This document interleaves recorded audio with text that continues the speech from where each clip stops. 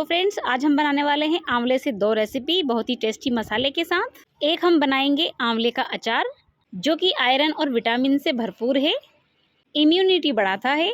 तो इसके पोषक तत्व को बिना ख़त्म करे हम दोनों रेसिपी बनाएंगे। और एक हम बनाएंगे आंवले का मुरब्बा, एकदम रसीला। जो चरका अचार पसंद नहीं करते वो इस तरह से मुरब्बा बनाकर खाएं। और भी कई गुणों से भरपूर आंवले का अचार और आंवले के मुरब्बे की रेसिपी को हम शुरू करते हैं। रेसिपी पसंद आती है तो चैनल को सब्सक्राइब कीजिए, लाइक और कमेंट्स भी कीजिए। तो ये मैंने आधा किलो आंवले अचार बनाने के लिए लिए हैं और ये आधा किलो आंवले मुरब्बे के लिए हैं। आंवले अच्छे बड़े बड़े और बिना दाग वाले होने चाहिए। तो अब हम इन्हें पानी डालकर अच्छे से धो लेते हैं। आप चाहे तो दोनों आंवले को एक साथ मिलाकर धो सकते हैं।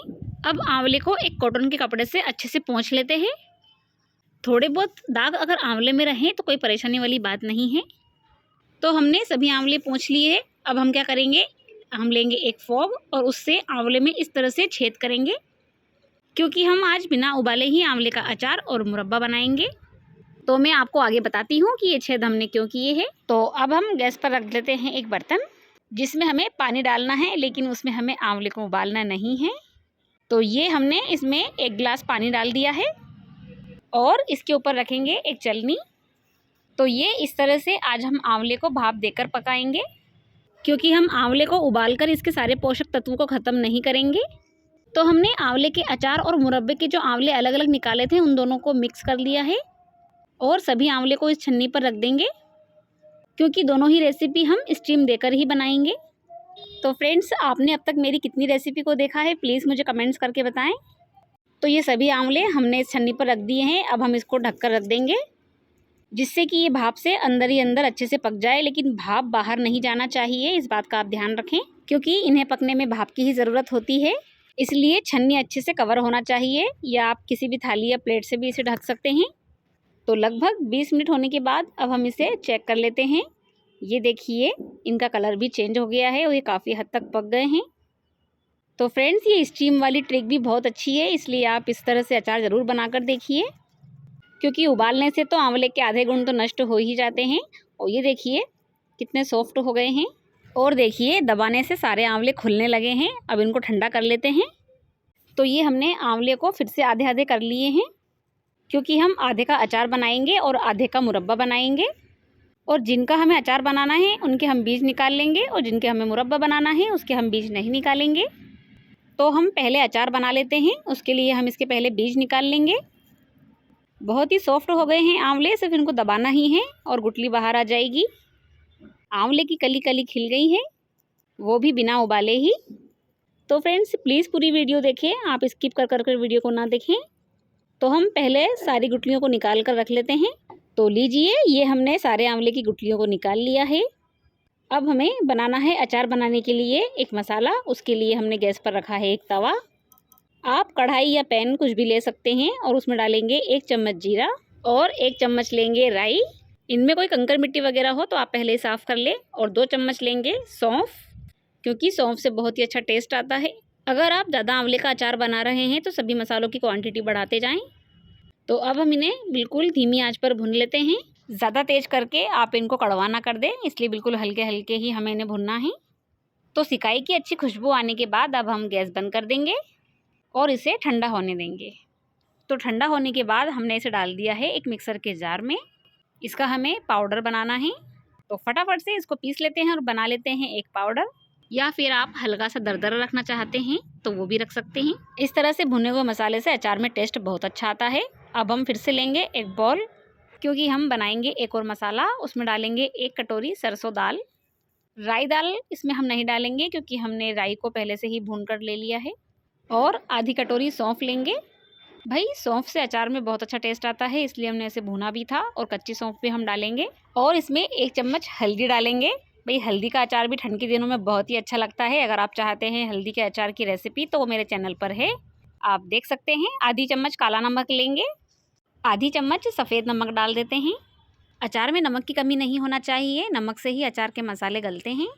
और इसमें 2 चम्मच लाल मिर्च का पाउडर डाल देंगे। अगर आप ज़्यादा तीखा चटपटा पसंद करते हैं तो मिर्ची और बढ़ा लें। अगर आप अचार में हींग पसंद करते हैं तो इसमें हींग भी डाल दें।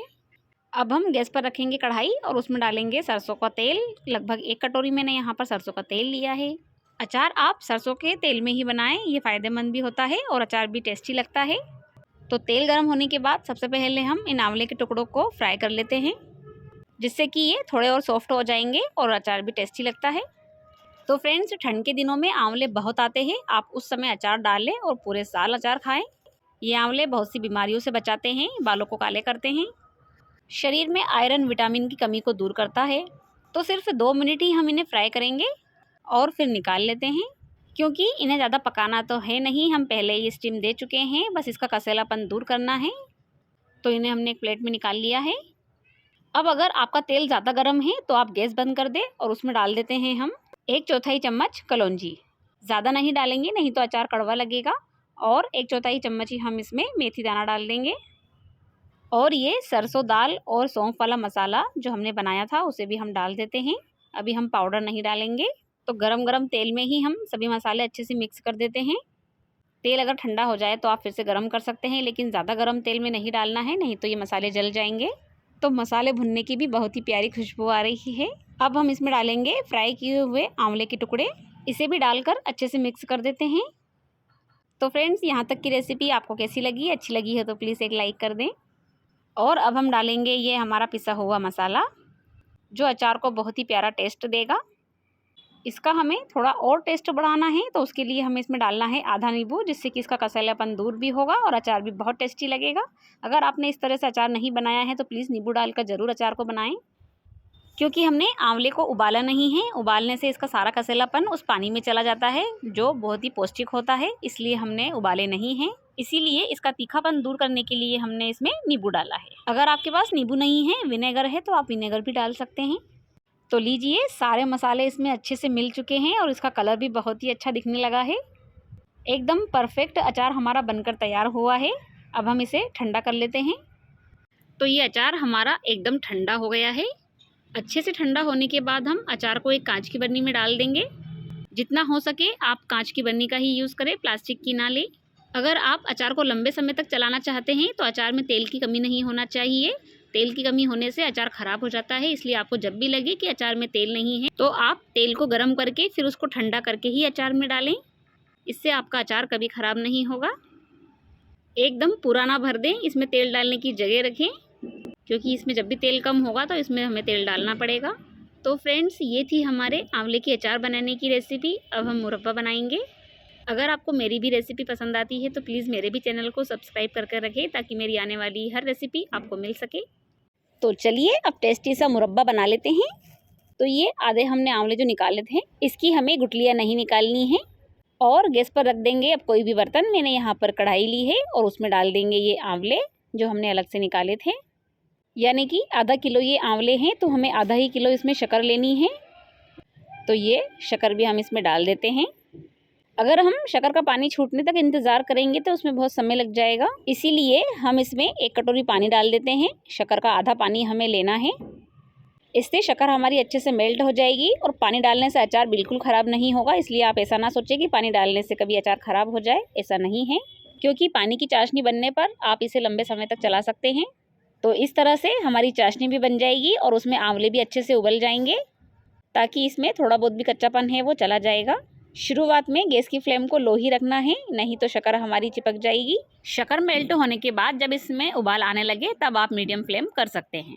फोक से हमने आंवले में जो छेद किए थे उस वजह से इसमें चाशनी अच्छे से अंदर तक चली जाएगी, जिसकी वजह से ये खट्टे भी नहीं लगेंगे और इसमें कसेलापन भी नहीं लगेगा। तो ये देखिए, चाशनी अच्छे से उबलने लगी है। अब हम इसमें केसर भी डाल देते हैं। तो ये मैंने 1 चम्मच पानी में केसर के धागों को गला दिया था, इसे भी डाल देते हैं, जिससे कि इसमें बहुत बढ़िया टेस्ट और कलर दोनों आएगा।